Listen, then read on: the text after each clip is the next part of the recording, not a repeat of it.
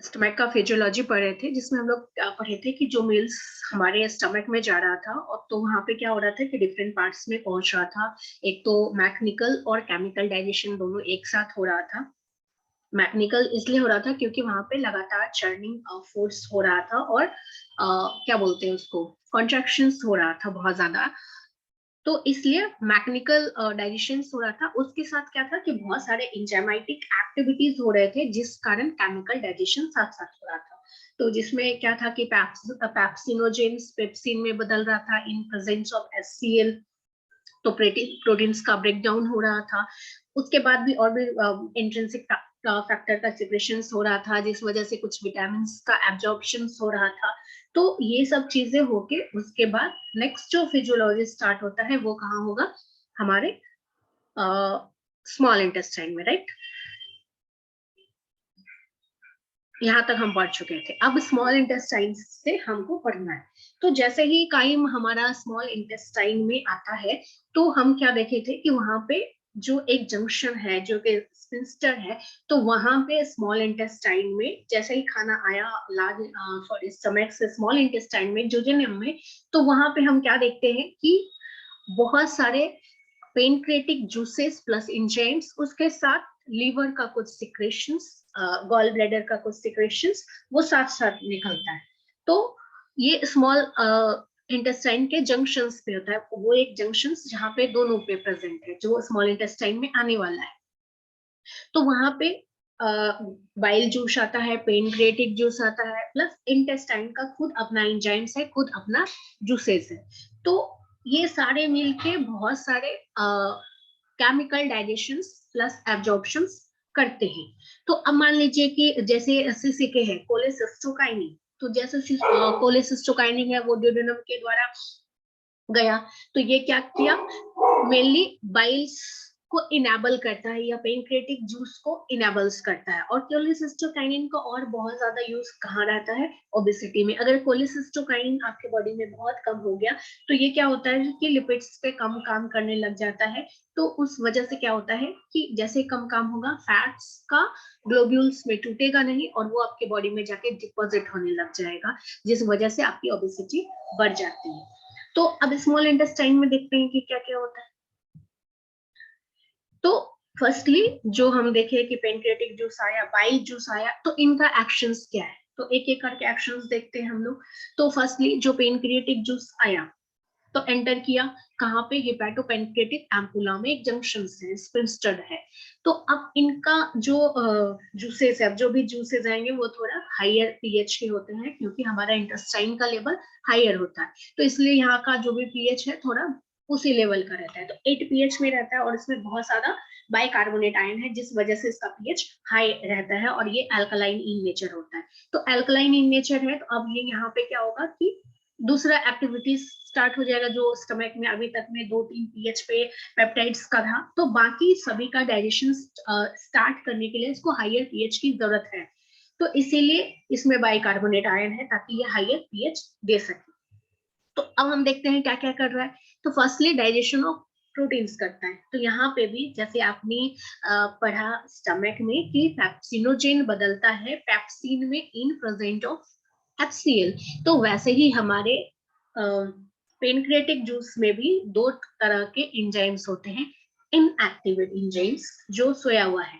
तो उस वो क्या रहता है, ट्रिप्सिनोजेन एंड कैमोट्रिप्सिनोजेन। और इन दोनों क्या होता है कि स्मॉल इंटेस्टाइन का एक दूसरा एंजाइम्स है, जिसको हम लोग बोलते हैं इंटेरोकाइनेज, उसके प्रेजेंस में ये दोनों जगता है और अपना काम करता है। तो ट्रिप्सिन और कैमोट्रिप्सिन में बदलता है ये दोनों। ट्रिप्सिनोजेन बदलता है ट्रिप्सिन में, कैमोट्रिप्सिनोजेन बदलता है कैमोट्रिप्सिन में। और इन दोनों में किस पे काम करता है, जो फर्दर प्रोटीन्स जो बच गया है स्टोमक के बाद उसको तोड़ने में। यहाँ तक में कोई दिक्कत है? No ma'am. उसके बाद अब स्टोमक में ठीक है, जो प्रोटीन्स हुआ खत्म हो गया, प्रोटीन्स का डाइजेशन कंप्लीट। उसके बाद अब हमारा माउथ में स्टार्च का डाइजेशन था, और जब तक पेट में HCl पेप्सिन्स में नहीं बदल दे रहा था, तब तक कार्बोहाइड्रेट्स का डाइजेशन हुआ, उसके बाद रुक गया। तो अब डाइजेशन जो बचा है, जो इनकम्प्लीट है, उसका फर्दर होगा। तो एमाइलेज, पेनक्रियाटिक एमाइलेज, जितने भी पॉलीसैकेराइड्स बचे हैं या डाइसैकेराइड्स बचे हैं उसको डाइसैकेराइड्स में तोड़ेगा या मोनोसैकेराइड्स में तोड़ेगा।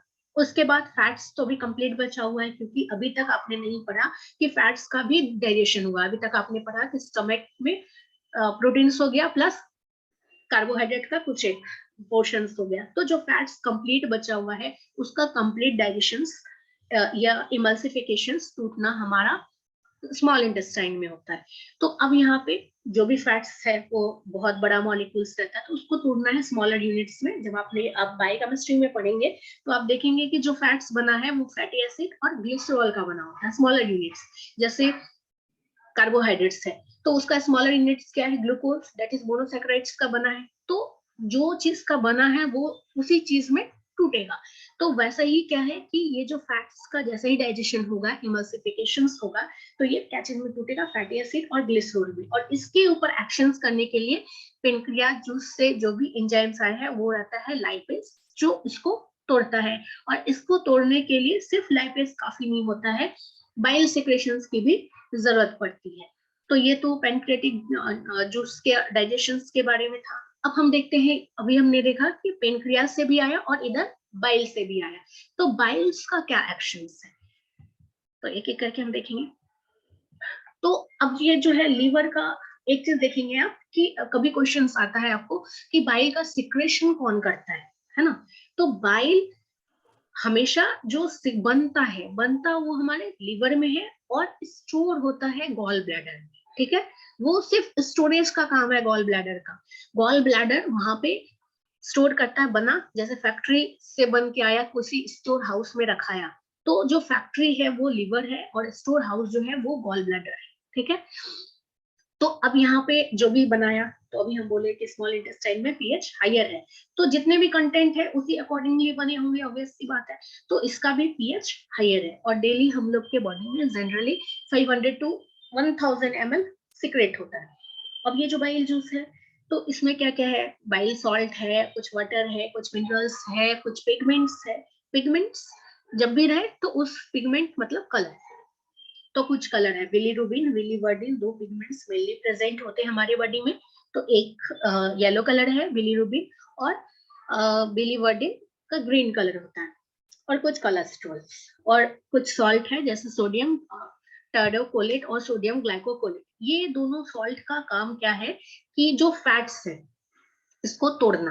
अब ये क्यों तोड़ेगा, तो आप जानते हैं कि कोई भी चीज को आप जैसे ही तोड़ेंगे तो उसका सरफेस एरिया बड़ा हो जाता है। कोई भी चीज को तोड़ेंगे तो उसके बाद उसको एब्जॉर्ब करना इजी हो जाएगा या उसको फर्दर तोड़ना इजी हो जाएगा। जैसे एक लकड़ी का बड़ा गड्ढा है, ठीक है, बड़ा सा कुछ लकड़ी है, तो उसको आप 4 पीसेस में तोड़ देंगे तो फर्दर तोड़ना आपके लिए आसान हो जाएगा। लेकिन फर्स्टली तोड़ना थोड़ा मुश्किल है, या कोई आपको तोड़ के दे दे तो फिर फर्दर छोटा छोटा पीस बनाना आपके लिए बहुत आसान हो जाएगा। एग्जाम्पल बोले हम, खाना, बोलो। Yes ma'am. तो वैसे ही ये बाइल सॉल्ट्स क्या करता है कि जो फैट्स है उसको इमल्सिफाई करता है, उसको ड्रॉपलेट्स में तोड़ता है। इमल्सन आप जानते हैं कि दो अगर एक साथ नहीं क्या बोलते हैं एब्जॉर्ब हो सकता है तो वो स्मॉल ड्रॉपलेट्स बन के दूसरे में डिस्पर्स होते रहता है, दैट इज इमल्शंस। तो वैसे ही हमारा क्या होता है कि चूंकि फैट्स वाटर में सॉल्युबल नहीं है, घी को अभी कभी आपने वाटर में घुलाया, नहीं घुलता है। तेल को घुलाया कभी पानी में, नहीं घुलता है। लेकिन हमारे बॉडी में तो वाटर है, इसको एब्जॉर्ब तो होना पड़ेगा। तो अब यहाँ पे क्या हुआ कि इसको स्मॉलर यूनिट्स में तोड़ दिया, छोटा यूनिट्स में तोड़ा, इमल्सिफाई कर दिया, जिस वजह से अब इसके ऊपर दूसरा कोई एंजाइम्स काम करेगा। तो यहाँ पे कौन एंजाइम्स बचा था, लाइपेज। जो पेनक्रियाटिक जूस से एंजाइम्स आया था लाइपेज, अभी इसको थोड़ा थोड़ा भाग में तोड़ दिया जिससे सरफेस एरिया इसका बढ़ गया। अब इस पे दूसरे को काम करने में आसान हुआ, इसको फर्दर तोड़ने में आसान होगा। तो इस पे फिर कौन काम किया, पेनक्रियाटिक जूस का लाइपेज काम किया और इसको और फर्दर छोटा यूनिट्स में तोड़ा। उसके बाद अब ये कहाँ जाएगा, क्योंकि ये वाटर में फुल्ली अब थोड़ा स्मॉलर यूनिट्स में आ गया है और ये एब्जॉर्ब वाटर में तो होगा नहीं, सॉल्युबल इनसॉल्युबल है। तो ये कहाँ गया, छोटा छोटा यूनिट्स में जैसे ही आ गया तो ये ल्यूमेन के थ्रू या इंटेस्टाइनल वाल के थ्रू एब्जॉर्ब हो गया, काफी माइन्यूट अमाउंट्स में टूट गया और ये एब्जॉर्ब हो गया। अब जहां पे भी ये फैट्स हमारे एडिपोज टिश्यू में जाके जमा हो या कहीं पे भी जाके जमा हो, ठीक है। यहाँ तक में कोई दिक्कत? मैम हाँ बोलिए। No ma'am.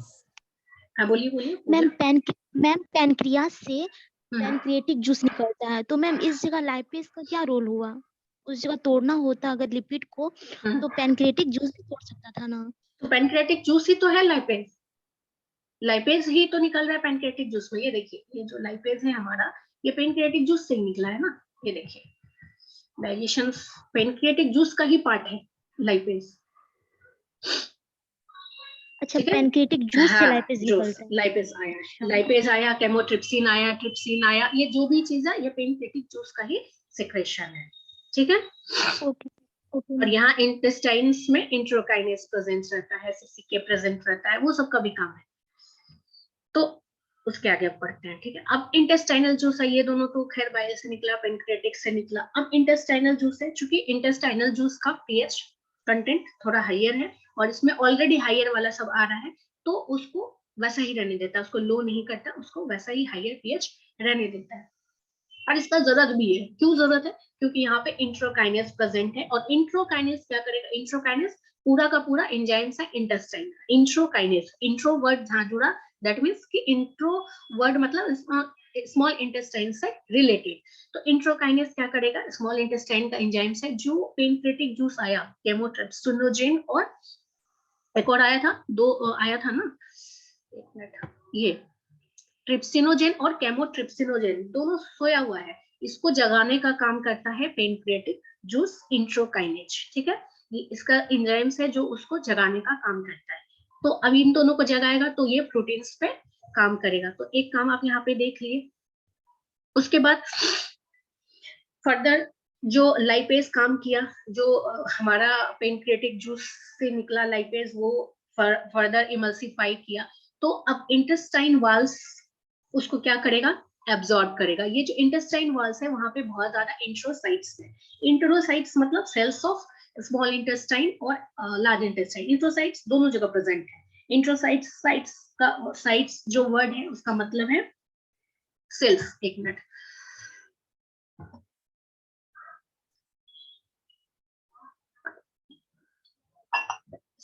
तो वो साइट्स वर्ड जहां पे भी आया उसका मतलब है cells, cells of small intestine या लार्ज इंटेस्टाइन। तो अब ये जो सेल्स है ये क्या करेगा? उसको एब्जॉर्ब करेगा, और वहां पे बहुत ज्यादा ब्लड कैपिलरीज है, जिससे हमारे बॉडी में वो चीज चला जाएगा, जहां पे भी स्टोर होना होगा, जहां पे भी जो भी वर्क करना होगा वहां पे वो वर्क होगा। उसके बाद और भी बहुत सारे एंजाइम्स हैं, जैसे हो गया सुक्रेज, हो गया माल्टेज, हो गया लैक्टेज, हो गया। ये जो एज वर्ड जहां पे भी जुड़ा है ये एंजाइम्स का फॉर्म है। और ये एंजाइम्स किस पे काम करेगा? कार्बोहाइड्रेट्स पे। सुक्रेज है तो सुक्रोज पे काम करेगा, उसको स्मॉलर यूनिट्स में तोड़ेगा। माल्टेज है तो माल्टोज पे काम करेगा। लैक्टेज है तो मिल्क प्रोटीन्स, मिल्क पे काम करेगा। तो ये जो भी चीज है ये क्या करेंगे? ये जितने भी चीजें कार्बोहाइड्रेट्स के फॉर्म है, उसको स्मॉलर यूनिट्स में तोड़ेगा। तो ये सब काम है हमारे इंटेस्टाइनल जूसेस के। उसके बाद भी और भी आपने विलाई का पढ़ा है, वो फिंगर लाइक प्रोजेक्शन है स्मॉल इंटेस्टाइन में। फिंगर लाइक प्रोजेक्शन है, जब कभी भी मान लीजिए कंटेंट्स के कारण, उसमें रबिंग के कारण सेल्स है स्मॉल, तो वो कभी टूट गया, कभी रप्चर हो गया, तो यहाँ पे क्या है कि बहुत ज्यादा इंटेस्टाइनल ग्लैंड्स प्रेजेंट होते हैं। वो क्या करेंगे कि जैसे ही इसको रिप्लेस कर देंगे, जैसे ही टूटा, कुछ कंटेंट्स जा रहा है, और रफेस कुछ है, रफ सरफेस के कारण कभी टूट गया विलाई, तो उसको इंस्टेंट में मैन्युफैक्चर कर देता है, उसको रिपेयर कर देता है। और सिर्फ रिपेयर ही नहीं करता, उसके साथ क्या करता है कि बहुत ज्यादा एंजाइम्स, डाइजेस्टिव एंजाइम्स जो चाहिए डाइजेशन के लिए, वो इंस्टेंट देते भी रहता है। तो इन नट्स से आप क्या करेंगे कि कहेंगे कि स्मॉल इंटेस्टाइन में कंप्लीट डाइजेशन हो जाता है, फिर कोई भी चीज नहीं बचता है डाइजेशन होने के लिए। कंप्लीट डाइजेशन हो गया। अब कंप्लीट में क्या हुआ? कार्बोहाइड्रेट्स मोनोसैचराइड्स में टूट गया, प्रोटीन्स अमीनो एसिड्स में टूट गया, फैट्स फैटी एसिड ग्लिसरॉल में टूट गया। कंप्लीट डाइजेशन, फिर कुछ नहीं बचता है, ठीक है। यहाँ तक में कोई दिक्कत है कि नहीं? वो नो मैम। No ma'am. उसके बाद अब लार्ज इंटेस्टाइन आया, यहाँ तक कंप्लीट हो गया डाइजेशन प्लस 90% एब्जॉर्प्शन, क्योंकि विलाय है तो उसको एब्जॉर्ब भी कर लिया साथ साथ। तो अब लार्ज इंटेस्टाइन का भाई क्या काम है, ये तो सारा कुछ हो ही गया, तो 90% ही हुआ एब्जॉर्प्शन, बाकी अभी 10% बचा हुआ है। तो फर्दर स्मॉल इंटेस्टाइन में केकम से इलियोकेकम बल्ब के थ्रू लार्ज इंटेस्टाइन जुड़ता है, सभी लोग जानते हैं ये चीज। तो अब यहाँ पे जो भी जा रहा है काइम वाला जो भी पार्ट्स है, तो अभी लिक्विड पार्ट में जा रहा है हमारा, जो भी वेस्टेज खाना है, जो अनडाइजेस्टेड पार्ट बच गया, जिसको अब फर्दर कोई जरूरत नहीं है, सब चीज का काम हो गया, तो अब वो अनडाइजेस्टेड पार्ट हमारी बॉडी से बाहर निकल जाएगा, जिसका अभी कोई काम नहीं है, फर्दर कुछ नहीं हो सकता उसका। तो अभी उसमें भी क्या है कि थिक कंसिस्टेंसी नहीं है, वो काफी थिन है, पतला है, फ्लूइड के फॉर्म में है। तो अब स्मॉल इंटेस्टाइन से आगे आके यहाँ पे भी इंट्रोसाइट्स प्रेजेंट है। इसका इंट्रोसाइट्स का मेन काम क्या है कि कोई भी चीज को एब्जॉर्ब करना। तो अब ये एब्जॉर्ब करेगा लार्ज इंटेस्टाइन में, तो जितने भी वाटरी मटेरियल्स हैं उसको ये क्या बोलते हैं, एब्जॉर्ब कर लेता है वहां से। तो जो पानी वाला चीज है, पानी को एब्जॉर्ब कर लिया, कुछ फर्दर मिनरल्स बच गया, सॉल्ट बच गया, कुछ फर्दर विटामिन बच गया, कुछ ड्रग्स बच गया, तो वो एब्जॉर्ब हो जाता है हमारे बॉडी में। ठीक है, उसके बाद जो सेमी सॉलिड कंसिस्टेंसी बना दिया स्टूल को, और वो हमारे बॉडी से बाहर निकल जाता है इनवॉलेंट्री कॉन्ट्रैक्शन ऑफ मसल्स के कारण। वो क्या हुआ कि हमारे बॉडी से जाके बाहर निकल गया, थोड़ा देर तक रेक्टम में रहा, उसके बाद बॉडी से अनस के थ्रू बाहर निकल गया। ठीक है, यही काम है हमारा लार्ज इंटेस्टाइन का, मेनली जो वाटर का या कुछ एक विटामिन बच गया उसका एब्जॉर्प्शन करना, और जो मटेरियल है जो थिन कंसिस्टेंसी का है उसको थोड़ा सेमी सॉलिड फॉर्म में बनाना। उसके बाद अभी ये है, ये मोस्ट इंपॉर्टेंट है आपके लिए, ये एक चार्ट है जो आप याद कीजिए कि चार्ट में क्या क्या काम हो रहा है। तो ये आपके लिए बहुत इंपॉर्टेंट है, इसमें फिजियोलॉजी भी दिया हुआ है। ये अगर चार्ट आपको याद हो जाता है तो आपको पूरा डाइजेस्टिव सिस्टम याद हो जाता है। यहाँ पे काम भी दिया हुआ है बहुत, क्या बोलते हैं, माइन्यूट वे में, कि जैसे सलाइवरी ग्लैंड्स क्या कर रहा है, तो सलाइवा मॉइस्चर कर रहा है, फूड को लुब्रिकेंट्स कर रहा है, उसके बाद इसोफेगस आ रहा है, फूड को ट्रांसपोर्ट कर रहा है। तो ये एक चीज आप याद कर लीजिए और इसका प्रैक्टिस कीजिए अब बनाने का। ठीक है, ये अगर याद हो गया तो आपको पूरा डाइजेस्टिव सिस्टम याद हो गया। तो ये तो चलिए सिस्टम है, हम सिस्टम के बारे में पढ़ लिए, टोटल चीज पढ़ लिए। अब कुछ बीमारी भी होंगी, सिस्टम है तो कुछ ना कुछ डिसऑर्डर्स भी होंगे ही, तो डिसऑर्डर्स के बारे में पढ़ते हैं। तो पहला क्या है, अल्सरेशंस, पेप्टिक अल्सरेशंस। तो ये जो पेप्टिक वर्ड जुड़ा है, तो अल्सरेशंस मतलब सिंपली क्या रहता है कि क्या बोलते हैं, घाव होना। तो अब ये जो अल्सर्स का मेन कहाँ काम रहता है, कहाँ घाव होगा, तो कहाँ घाव होगा बताइए। तो generally in stomach, stomach generally in stomach. क्यों, क्योंकि ये हम पहले भी पढ़ चुके हैं कि वहां पे क्या रहता है, HCl, जिसका पीएच काफी लो है। तो वो क्या करता है कि कहीं अगर स्किन पे पड़ा तो जला देगा, उंड कर देगा। तो गैस्ट्राइटिस, अगर गैस्ट्रिक एसिड बहुत ज्यादा हमारी बॉडी में बढ़ गया तो वो क्या करता है, सेल को डैमेज करना शुरू कर देता है, अल्सर करने लग जाता है। अल्सर सिंपली घाव, उसको अल्सर कह सकते हैं आप। तो अल्सरेशंस करने लग जाता है। अगर यही अल्सरेशंस पे आपने बहुत दिनों तक ध्यान नहीं दिया तो इट मे फॉर कैंसर्स। तो इसी को हम लोग बोलते हैं अल्सर्स फॉर्म करना, क्योंकि वहां पे अगर मे बी म्यूकस नहीं हुआ, वहां पे गॉबलेट सेल रहता है जिसका काम रहता है म्यूकस को सिक्रेट करना, तो वो म्यूकस क्या करेगा, म्यूकस इफेक्ट नहीं होने देगा सेल्स का। लेकिन किसी, मान लीजिए किसी कारणवश वो नहीं सिक्रेट किया, कुछ डिसऑर्डर्स हो गया आपके बॉडी में, तो वहां पे क्या होगा कि घाव बनने लग जाएगा। तो इसको बोलते हैं अल्सरेशंस। तो अब ये जो घाव बना तो क्या होगा, हाँ बोलिए। मैम माउथ में जो घाव होता है उसको भी तो अल्सर बोलते हाँ हैं। हाँ, अल्सर बोल सकते, घाव मतलब वर्ड अल्सर है, अल्सर बहुत बड़ा वर्ड नहीं है कि, तो अल्सर मतलब घाव, घाव को हम अल्सर बोल सकते हैं। ठीक है, अगर मान लीजिए कि यही कभी कभी हमारा क्या होता है कि आपको लगता है ना कि गैस बन गया, तो वो चीज ऊपर आ गया, तो वो कभी कभी इसोफेगस में आ गया। हालांकि हमारे, ये जानते हैं कि हम नॉर्मली हमारे सभी जगह स्पिंस्टर लगा होता है जिससे बैक फ्लो नहीं हो, लेकिन डिसऑर्डर्स में कभी कभी ऐसा हो जाता है। तो बैक फ्लो होता है तभी आपको वॉमिटिंग होता है कभी कभी वॉमिटिंग होने लग जाता है, तो वो बैक फ्लो होता है। हालांकि वो नॉर्मल केस में नहीं हो सकता, क्योंकि वहां पे हमारा एक डोर लगा हुआ है, डोर लगा हुआ है, सब जगह एक एक डोर लगा हुआ है, जो सभी कंटेंट में एक एक डोर लगा है कि स्टमक का पार्ट इसोफेगस में नहीं आ सकता, उसके लिए डोर लगा है। लेकिन जब ओवर हो जाता है तो वो फोर्सफुली डोर को खोल देता है, जिसको हम लोग स्पिंस्टर बोलते हैं। तो वैसे ही मान लीजिए कभी डिसऑर्डर की वजह से स्पिंस्टर खुल गया, बहुत ज्यादा एसिडिक सेक्रेशंस हो गया, तो उस वजह से क्या हुआ कि वो इसोफेगस तक आ गया। इसोफेगस में तो बहुत ज्यादा म्यूकस सेल प्रेजेंट नहीं है, तो आपका इसोफेगस को जलाना शुरू कर देगा, आपके गले को, ये कभी कभी बोलते हैं ना गले में जलन हो रही है, जलन एसिड बढ़ने के कारण आपका जलन होता है। तो नॉर्मली क्या होता है कि हमारी बॉडी में एक चीज अच्छी बात क्या होती है कि थोड़ा बहुत अगर रैप्चर हो गया तो बॉडी का सेल्स खुद उसको ठीक कर लेता है, नॉर्मली ठीक कर लेता है उसको। लेकिन अगर ये ही बहुत बार होने लग जाए तो ये बॉडी ठीक नहीं करता, तो फिर वो कोई भयानक बीमारी हो जाता है आपको। तो वैसे ही कभी मान लीजिए इसोफेगस तक आ गया, गैस्ट्रिक रिफ्लक्स होके आ गया, तो वहां पे जलाना शुरू कर देगा। अगर वहां पे हमेशा होने लग गया तो वहां का घाव बना देगा, अल्सर हो जाएगा, तो इसको ही हम लोग बोलते हैं पैप्टिक अल्सरेशन। ये अल्सर अगर घाव ज्यादा बढ़ जाता है तो इसको क्या करते हैं कि कभी कभी वहां से कट ऑफ कर देते हैं, कभी कभी स्टमक भी काट देते हैं और उसके बाद उसको जोड़ देते हैं।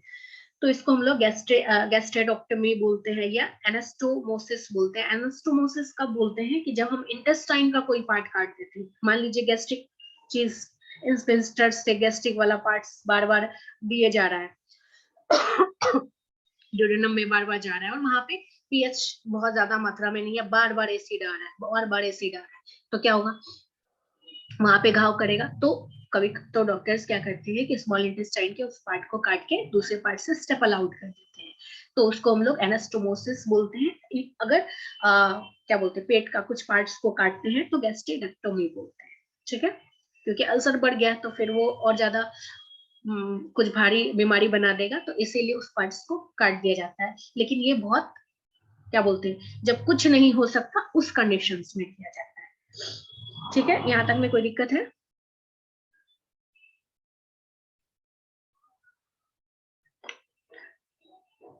उसके बाद नेक्स्ट है अपेंडिसाइटिस। तो एक चीज है कि आईटीज वर्ड जहां पे भी जुड़े इसका मतलब है इन्फ्लामेशन। आईटीज वर्ड जहां पे भी जुड़ता है, जैसे आईटीज है, कोई भी पार्ट के साथ आईटीज जुड़ गया, जैसे हिपैटिक सेल्स के साथ आईटीज जुड़ गया, जैसे हिपेटाइटिस, तो उसका मतलब है क्या बोलते हैं इन्फ्लामेशन होना, फूल जाना। अब ये फूलेगा क्यों, वहां पे कुछ इन्फेक्शन हुआ होगा जिस वजह से वहां का सेल्स इन्फ्लेम्ड हो गया होगा, कोई भी इन्फेक्शन की वजह से। तो अगर अपेंडिसाइटिस है तो इसका मतलब है कि हमारा जो अपेंडिक्स है, अपेंडिक्स कहाँ प्रेजेंट है, लार्ज इंटेस्टाइन में, तो उसके ल्यूमेन में इन्फ्लामेशन हो गया। इन्फ्लामेशन कोई भी कारणवश हो सकता है, इवन कुछ माइक्रोबियल इन्फेक्शन की वजह से हो सकता है, कोई हार्ड मटेरियल चला गया उस वजह से इन्फ्लामेशन चला गया, या कोई फॉरेन बॉडी चला गया उस वजह से हो गया। तो क्या करते हैं अपेंडिसाइटिस में, तो अपेंडिक्स खुल जाता है। अब जब कोई भी चीज इन्फ्लेम्ड हो गया तो वो हमारे लिए पेनफुल होता है। जैसे आपका हाथ ही कभी फूल गया, चोट लग गया और फूल गया ये चीज, तो इन्फ्लेम्ड हो गया, यहाँ का सेल में आइटिस जुड़ गया, इन्फ्लेमेशन हो गया, तो वो आपको दर्द करता है। तो वैसे ही अपेंडिसाइटिस में क्या होता है कि हमारा जो अपेंडिक्स है, छोटा सा अपेंडिक्स रहता है, तो वो क्या हुआ कि इन्फ्लेमेशन हो गया। किसी वजह से भी इन्फ्लेमेशन हो, बहुत सारे कारण हो सकते हैं, तो उस एक बीमारी को हम लोग बोलते हैं अपेंडिसाइटिस। तो अपेंडिक्स को काट करके हटा दिया जाता है जनरल केसेस में, ठीक है, यहाँ तक में कोई दिक्कत? No ma'am. उसके बाद नेक्स्ट है टाइफाइड फीवर। तो टाइफाइड फीवर मेनली हमारा क्या बोलते हैं, कभी कभी इसको हम लोग आंत का फीवर भी बोलते हैं, स्मॉल इंटेस्टाइन बहुत ज्यादा टेम्परेचर हाई हो जाता है, और ये मेनली क्या होता है कि बैक्टीरियल डिजीज है एक तरह का, जिसमें सैल्मोनेला टाइफी नाम का बैक्टीरिया काउज करता है। मेनली ये बीमारी हम कुछ भी गलत इन्फेक्टेड फूड एंड वाटर खाने से होता है। अब ये खाएं तो इसीलिए इसको हम लोग क्या बोलते हैं खाने के कारण हो रहा है, तो ये हमारे डाइजेस्टिव ट्रैक में जा रहा है, इसीलिए इसका डिसऑर्डर से। तो इसमें मेनली क्या होता है कि हाई फीवर, काफी ज्यादा फीवर हो जाता है, हमारा जो हार्ट रेट है वो कम हो जाता है, ब्रेडिकार्डिया हो जाता है। उसके अलावा ये हमारे इम्यून सेल्स को भी अफेक्ट करता है, हमारी इम्यूनिटी बहुत कमजोर हो जाती है। और कुछ एक केसेस में क्या होता है कि जब बहुत ज्यादा क्रोनिक हो जाता है तो हमारा बिलियरी और यूरिनरी ट्रैक्ट को भी ये अफेक्ट करता है, बहुत ज्यादा अफेक्ट करता है।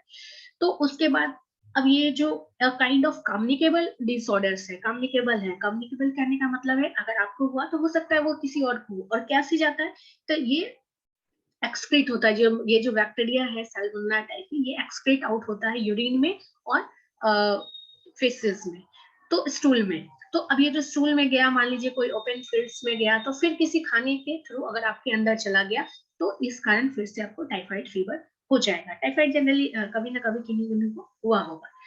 ठीक है, यहाँ तक में कोई दिक्कत? उसके बाद नेक्स्ट है हमारा फूड पॉइजनिंग।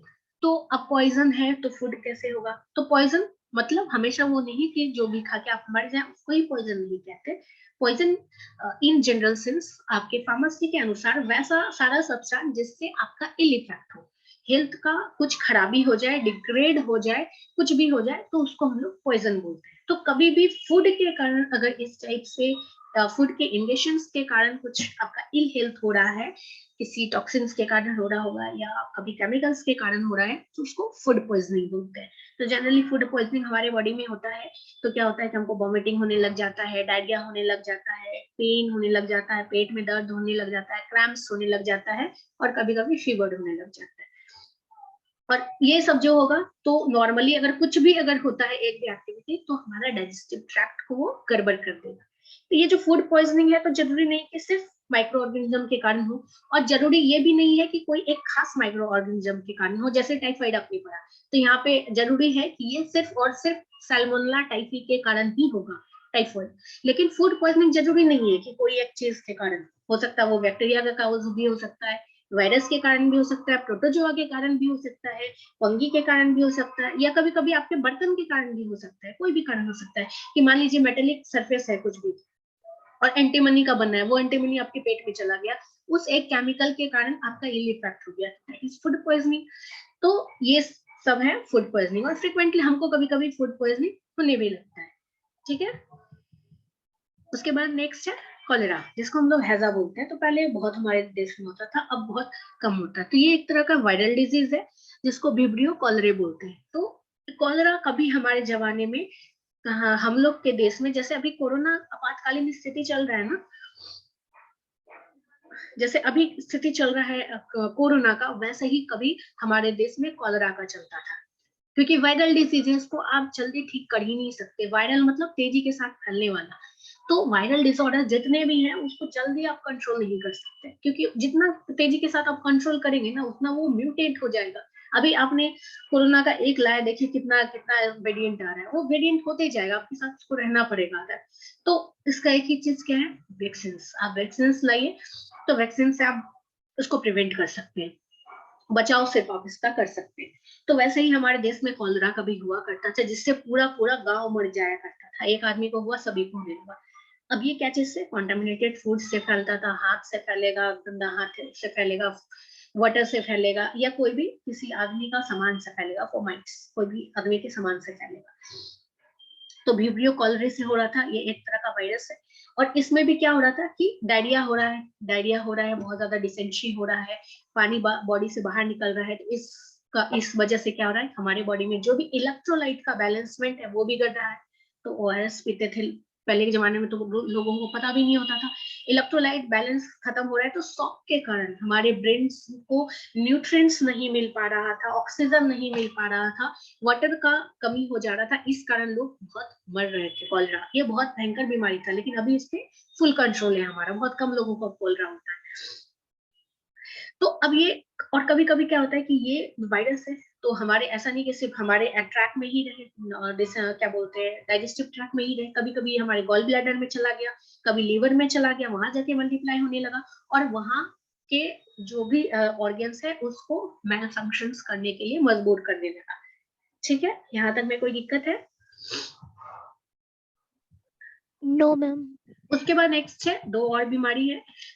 एक है, और भी बहुत सारी बीमारी है, कुछ एक हम पढ़ेंगे आपको जब एग्जाम में आएगा लिखने के लिए, कि मान लीजिए डिसऑर्डर्स लिखना है, तो मार्क्स देख लीजिए, 4 नंबर का है तो 4 डिसऑर्डर्स के बारे में लिखेंगे, ना 2 ही नंबर का है तो 2 ही के बारे में लिखेंगे। तो थोड़ा हम पर जान लेते हैं, इतना ज्यादा लिखने की जरूरत नहीं है। एक और है एमीबिक डिसेंट्री, तो ये हमारा अमीबा के कारण होता है, एंटामीबा हिस्टोलाइटिका। तो इसमें भी जनरली क्या है कि क्या बोलते हैं, डिसेंट्री होने लगता है, नॉर्मली डिसेंट्री होने लग जाता है, और डायरिया, डिसेंट्री डायरिया दोनों होने लग जाता है। और हमारा जो स्टूल है उसमें अमीबा सिक्रेट होता है, निकलने लग जाता है बाहर, यूरिनेशंस में अमीबा निकलने लग जाता है। इस वजह से क्या है, ये भी एक काइंड ऑफ कम्युनिकेबल डिजीज है जिससे दूसरों को हो सकता है। और दूसरा एक और चीज क्या है कि ये सब क्या होता है कि स्प्रेड हो सकता है दूसरे पार्ट्स में, जिससे जरूरी नहीं कि सिर्फ हमारा स्टमक तक ही सीमित रहे, हमारे इंटेस्टाइन तक ही सीमित रहे। क्या करेगा, लिवर में चला जाएगा, वहां पे लिवर का बीमारी करेगा, हेपेटिक सेल्स को इन्फ्लेमेशन करने लग जाएगा, वहां पे इंसिजर्स करने लग जाएगा, एब्सेशंस करने लग जाएगा। एब्सेशंस कहने का मतलब है काटना छाटना स्टार्ट कर देगा। तो हेपेटाइटिस बना दिया वहां पे। हेपेटाइटिस और भयंकर बीमारी है, हेपेटाइटिस के बहुत सारे रूप हैं, तो हेपेटाइटिस स्टार्ट कर दिया, मतलब एक बीमारी सेकेंडरी डिसऑर्डर्स बन रहा है आपके बॉडी में। तो एमेबिक डिसेंट्री वही है, मेनली इसका काम डिसेंट्री क्रिएट करना है। वैसे दवाई लेंगे तो नॉर्मली छूट भी जाता है।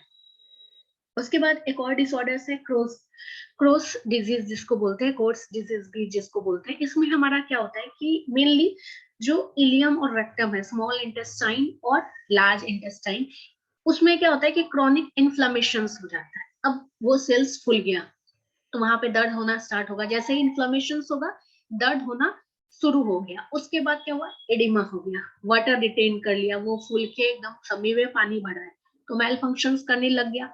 मेल फंक्शंस किया तो अब इंटेस्टाइन का काम कंप्लीट डाइजेशन है, इंटेस्टाइन का काम एब्जॉर्प्शन से 90% और प्लस जो भी बचा लार्ज इंटेस्टाइन का एब्जॉर्प्शन से, तो वो मेल फंक्शंस करने लग गया, वो काम करना बंद कर दिया। इसी को बोलते हैं कोर्स डिजीज, जिसमें हमारा जो इंटेस्टाइन है वो इन्फ्लेम्ड हो जाता है। और पूरे इंटेस्टाइन नहीं होता, कोई कोई पार्ट होता है, बीच में इन्फ्लेम्ड हो गया, फिर छूट गया, फिर इन्फ्लेम्ड हो गया, या हो सकता है आधा इंटेस्टाइन इन्फ्लेम्ड हो, या अगर भयंकर हो गया तो पूरा ही हो जाएगा। तो उस केस में कभी कभी क्या होता है कि अगर ये क्रिटिकल कंडीशन है तो यहाँ पे भी हम लोग क्या करते हैं, इंटेस्टाइन को उस एक पार्ट में काट के फिर जहां पे नहीं हुआ उसके साथ स्टपल कर देते हैं। तो इंटेस्टाइन्स का पे प्रेशर ज्यादा बढ़ जाएगा, काम ज्यादा बढ़ जाएगा, तो मेल फंक्शंस करने लग जाता है। उसके बाद है पेप्टिक रिफ्लक्स इशोफेगाइटिस।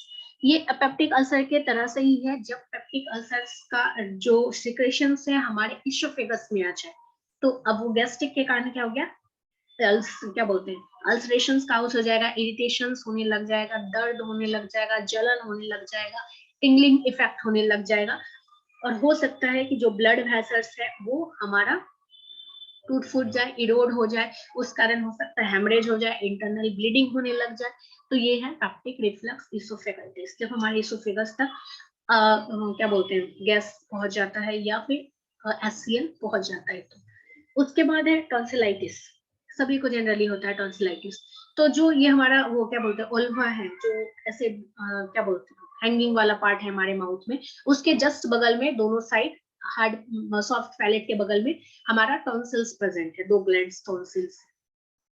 और ये टॉन्सिल्स का मेन काम क्या रहता है कि जो भी आप सांस ले रहे हैं या खाना खा रहे हैं तो उसमें इम्यून का काम करता है, जो भी माइक्रोब्स है उसको एब्जॉर्ब करने का कोशिश करता है, इसी टाइप का ये काम करता है मेनली, इम्यूनिटी प्रोवाइड करना। तो अब यहाँ पे क्या हुआ, टॉन्सिलाइटिस, आइटिस वर्ड जुड़ा है, दैट मींस इन्फ्लामेशन, तो वो इन्फ्लेम्ड हो गया, बढ़ गया, फूल गया, सूज गया।